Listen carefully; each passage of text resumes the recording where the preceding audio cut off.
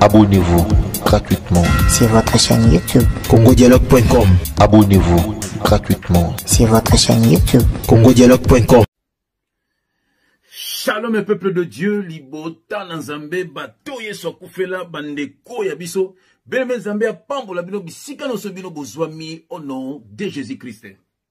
Bien-aimé dans le Seigneur, bien-aimé touye na lombango, bien-aimé ceux qui touye boye, touye kapo message ezali, touye kate po tozwi ndoto, bien-aimé, mais touye kapo Nzambe a spécifié biso message avec image à l'appui. Bien aimé le Seigneur, c'est vraiment triste le kambu oyo na lingi ko laksabino lelo et plutôt partager pambate ba faux prophète ba komi belé bien aimé ba ko détruire ba faux prophète ba prophétesse ba makambo belé et yé na sia mokilo oyo bien aimé le Seigneur. Bien aimé papa Mobutu, bien aimé Nzamba lobaka na kata monoko na ye parce que Nzamba ko ba même na monoko mbwa Nzamba ko akoke biso même na monoko mwana na yo. Papa Mobutu alobaki makambo yo eza koya oyo bele mukolo kozwa image wana obaza na image ya Mobutu alobotindela ngango na tiango alobaki makambo eza koya ya makambo baki nzambi oyo baki kosukola mwasi ya moto makambo ezo ya mabe bien aimé azalaki na raison lelo oyo makambo alobaki tozomona yango na ndenga alobaki Congo na biso eko passe koyaka makasi après ye tozomona makambo nyonso alobaki na biso bien aimé eza pasi makambo ba prophétesse oyo ba prophète oyo baza koya o na loti ndoto oboye na boye bamsu ko nuire kaka bamsu bazoya na jalousie po matanga komba lokola intel azokokate voilà eza pasi nzoka ni Nzambe soka tindi yo bien aimé le Seigneur ata mutu moko oyo azolanda yo mutu wana te yama kolanda te ko non bato belé naza lokola intel nasala ndenge na chrétien tel eza pasi ndenge misu bazoya pendant que chrétien frère JF va répondre bango atia ba photo na bango comme ça pendant bango ba sepeli eza pasi to kolanda bango te bien aimé nous allons prêcher nous allons dire que la vérité pour bana Nzambe ba bikisama bien aimé ma beni biso to lobaka so to lobike batu ba longa na maboka ba faux pasteur bazoya na pona ko bimana basi ya batu miso ba kuma ba homosexuel ko senga batu ba mbongo ba dime makamezela na loi ya Moïse ko tiaka batu na ba baptême do bien aimé nous sommes au temps de l'esprit bien aimé c'est Jésus-Christ qui baptise Jésus-Christ a baptisé mutu mon côté na mai bien aimé dans le Seigneur bien aimé ba comprendre des paroles te bien aimé ko sala l'église bâtiment pour batu ba koma ba umu na bango ba benga bango ba papa spirituel bien aimé tozo ko bimisa dans ma bouche ba lourd ravisseur alors mutu akoya contre biso c'est que il n'est pas de Dieu ou elle n'est pas de Dieu. Voilà bien aimé le Seigneur. Mais message de biso le bien aimé yoka teme na biso ezali po na nini Nathalie Makoma aboyi qui prophète ya ndeko na ye tutala. Bien aimé avant to passo la makomi, avant même to sambela, tutala nanu vidéo ya Nathalie Makoma, après to kotala pe vidéo ya tutala. Bien aimé total après tozonga au nom de Jésus-Christ.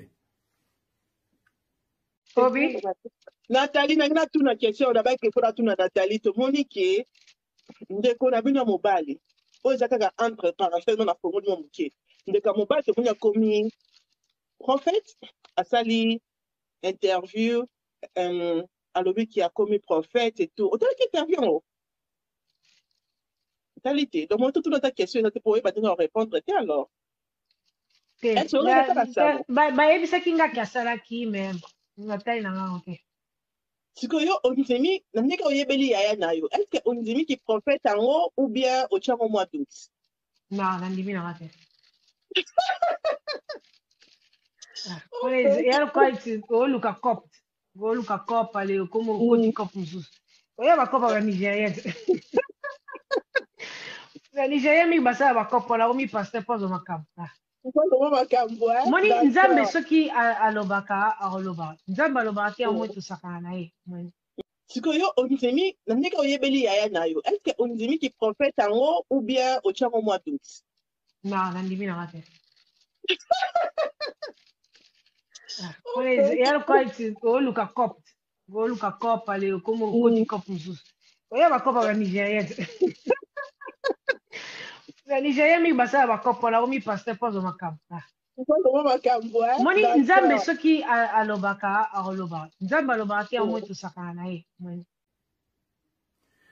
bien aimé bomoni vidéo wana ya Nathalie Makoma ndenga za ko boya aboyi na motema moko makambo ya ndeko na ye alobi eza lokola ba nigérien donc ba nigérien ndenge bayaka koluka mbongo voilà donc koluka mbongo surtout na Nigeria kuna batondi ba faux prophète ba Côte d'Ivoire, Cameroun, Congo n'en parlons même pas.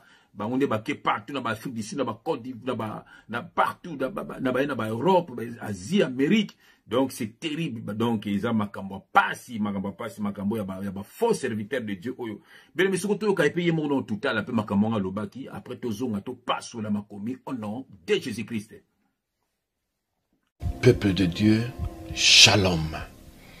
Ezangai Papa Moïse, nae lelo kosala témoignage ya ngai moko. Po batu mingi bazo komi tuna, Papa Moïse awuti wapi pe abimeli wapi. To mona na nzela ba pasteur te, to mona na nzela ba prophète te, abimi kaka bon, Papa Moïse akomi prophète. Abimi kaka bon, Papa Moïse akomi prophète. Abimi kaka bon, Papa Moïse a commis prophète. Bami komisi ba pasteur, bami komisi ba évangéliste, bami komisi ba prophète. Est-ce que sa volonté ya Nzambe? Bami komisi ba docteur, bami komisi ba apôtre, bami eli na ministère. Est-ce que sa volonté ya Nzambe? To banga.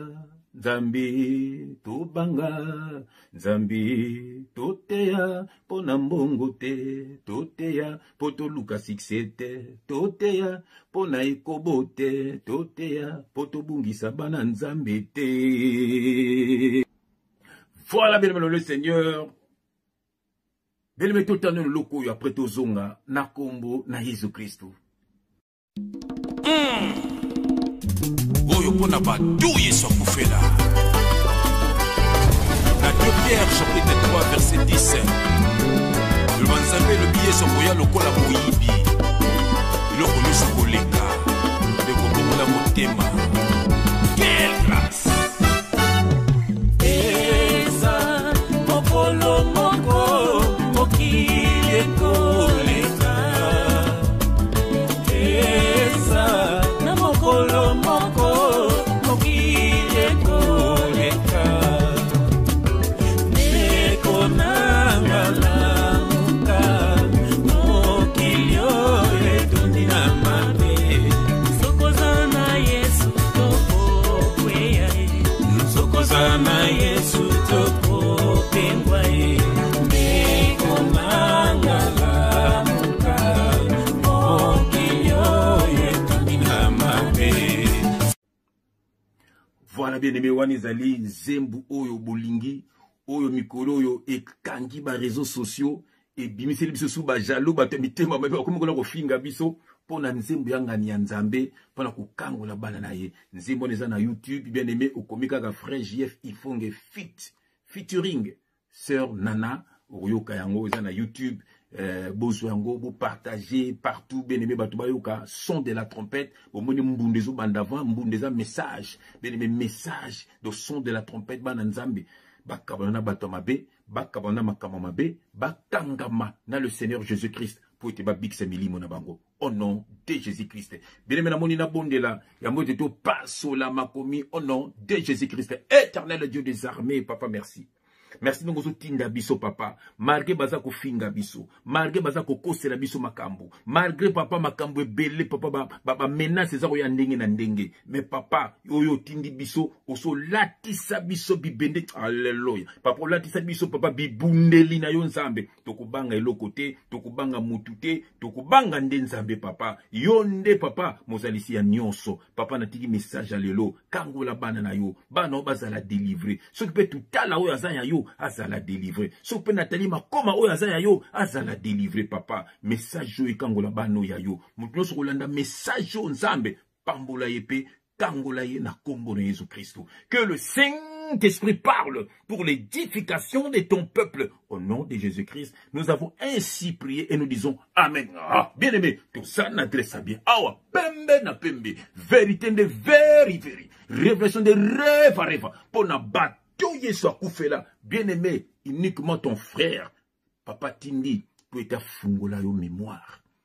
po ete okabwana na batu ya mabe pe na makambo ya mabe obikisa molimo na yo kozala moumu ya motu te, car la parole de Dieu déclare maudit l'homme qui se confie dans l'homme.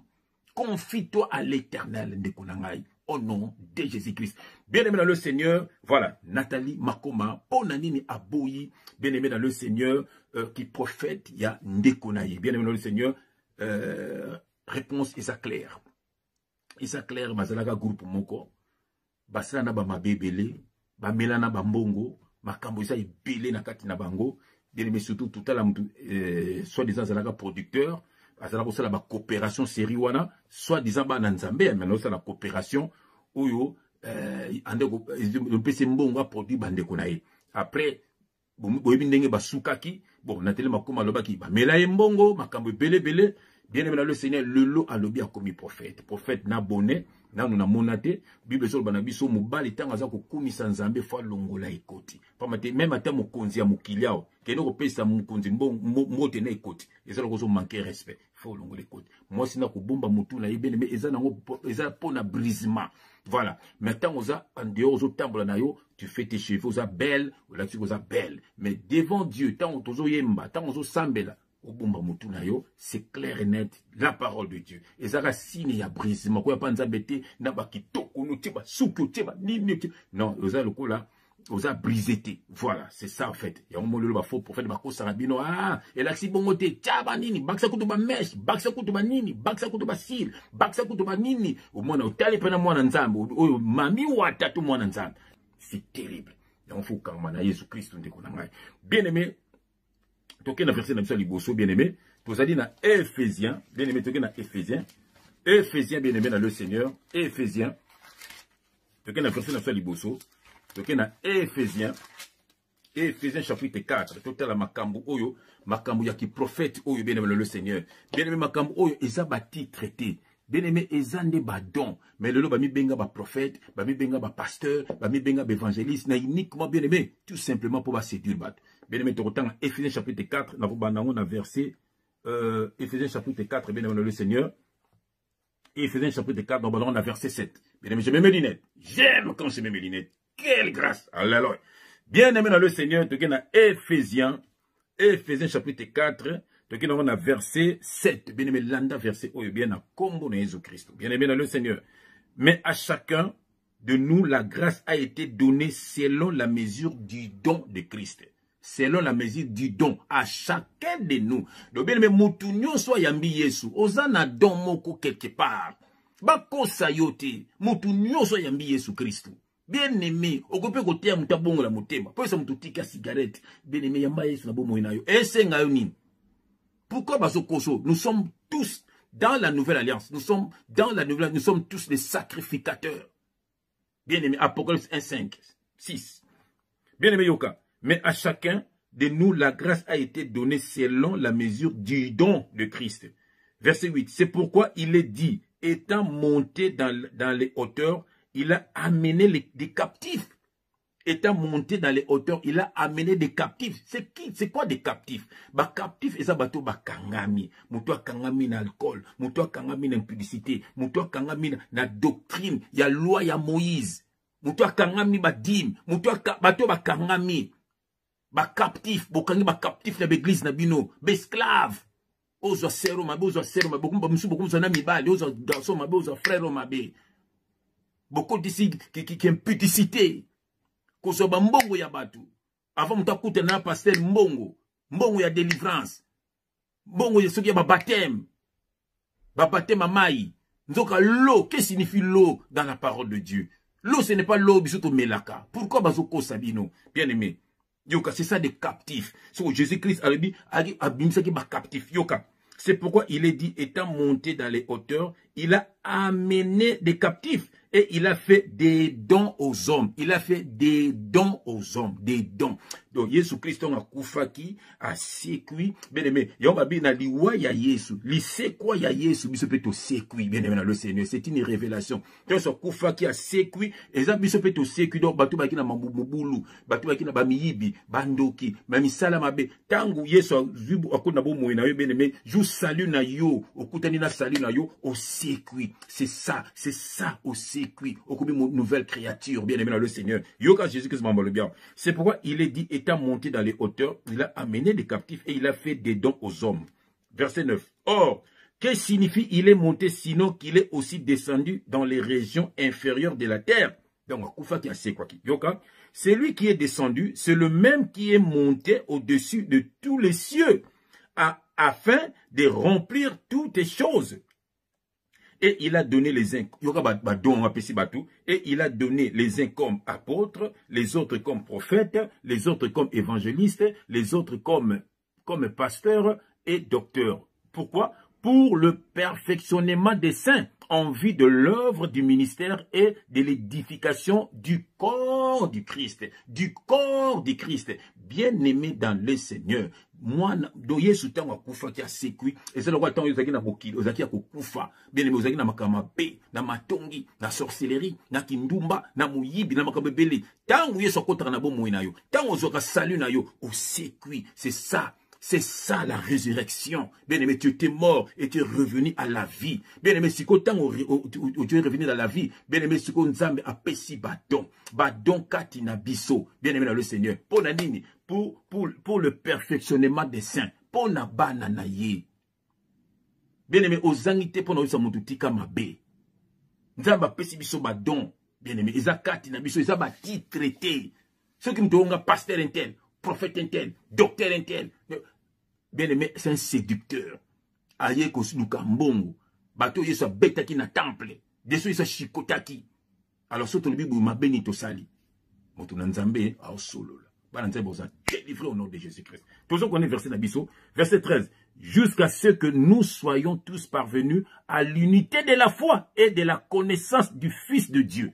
Donc, pourquoi nous avons appelé ba donwana pour te bisonner comme na connaissance moko ya Christ.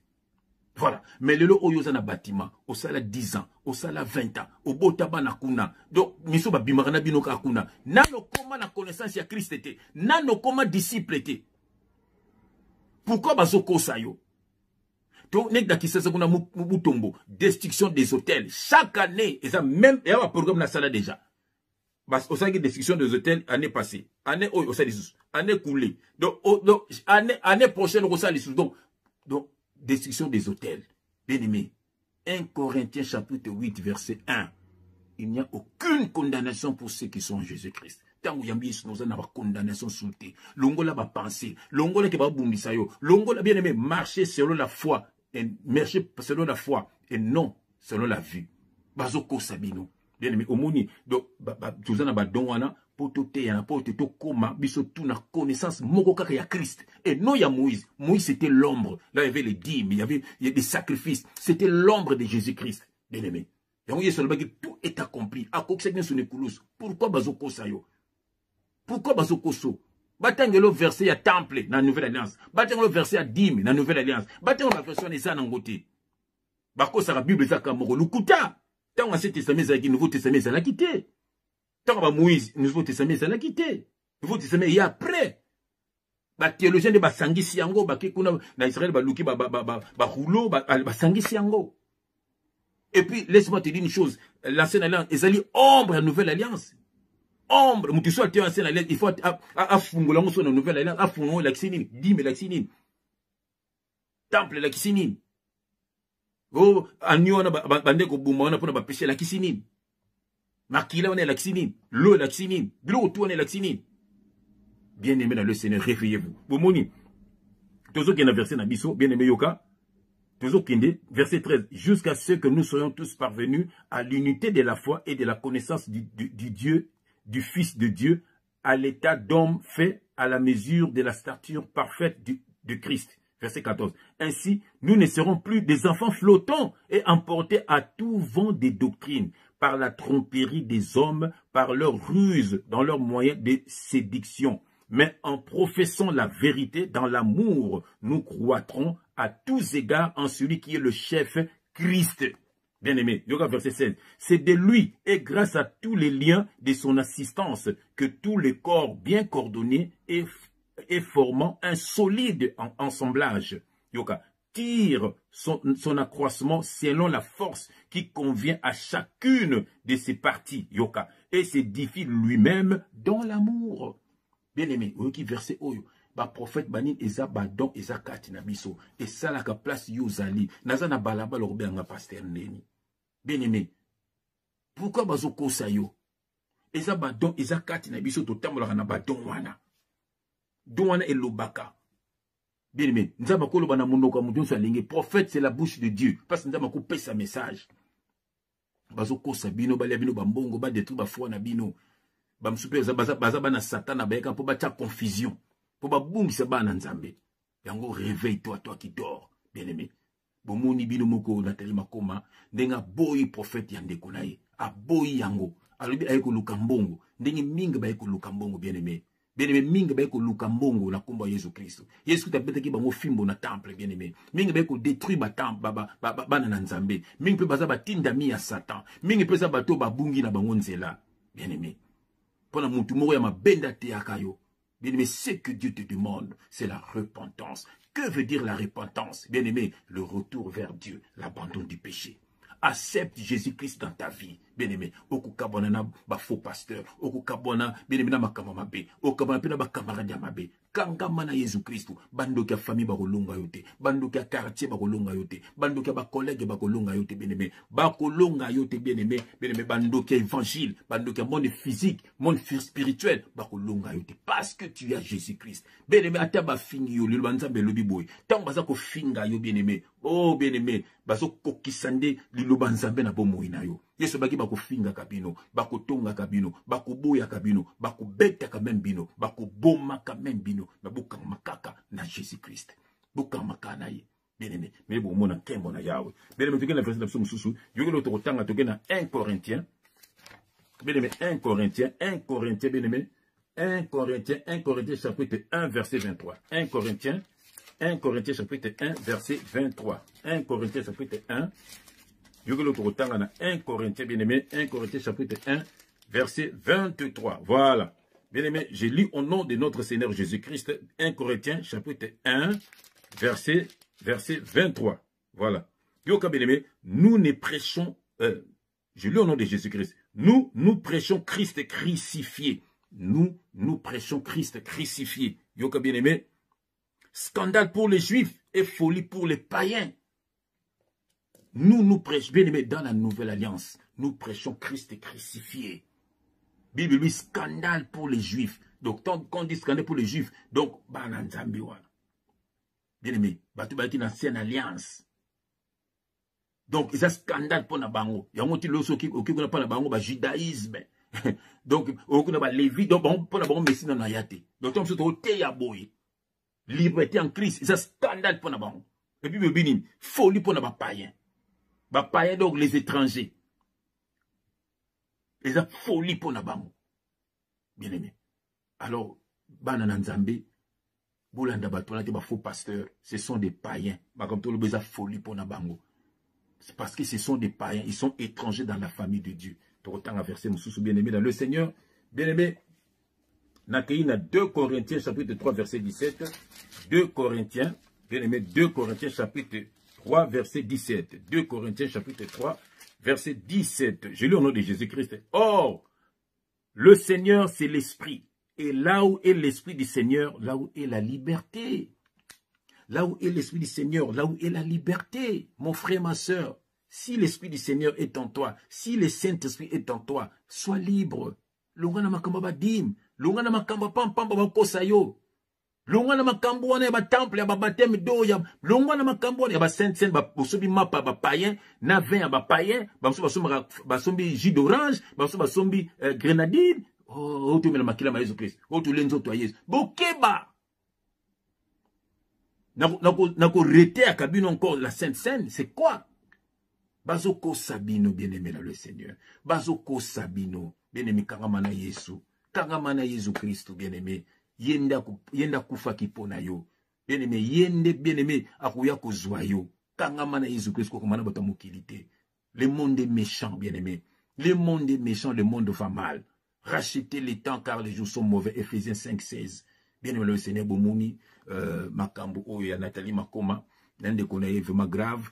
Donc aïe le bien prophète, bien aimé. Nama ndekone moga boyi pambata yebi ki azane Makambo anate. Voilà, ene ko baiko kosa. Ben kosa bien aimé, s'occupe à syndicisi, s'occupe nini, qu'est-ce qui se passe tout yebite, ben ibi as un prophète de Dieu, bien aimé ndenge belé ba kosa bino, déjà terrible. Botel le même Nathalie Makoma, tala ndongo komi de ser nanga, tala ndongo komi, tala ndongo zalaki na ndongo komi ser nanga, Nathalie Makoma na yupe. Pourquoi ndimo kende li felo? Ata kutu bandegono ba salaki yo mabe moko ozo ko se révolter tam so pour sala bango passe. Bongo bosani na nzambe.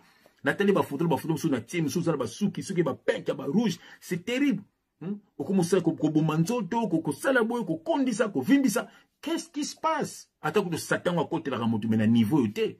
Bene meza passe. Bomona don bato ba yembela ka bato. Ba yembela ki ba do comme nga frère JF lobby na zongi mokili na tiba. Et ko salema jamais. Parce que je suis un frère. Biso toko kufa kana Yesu. Au nom de Jésus-Christ. Dites amen de konangai. Toko kufa kana Yesu. Biso bato Yesu akufela.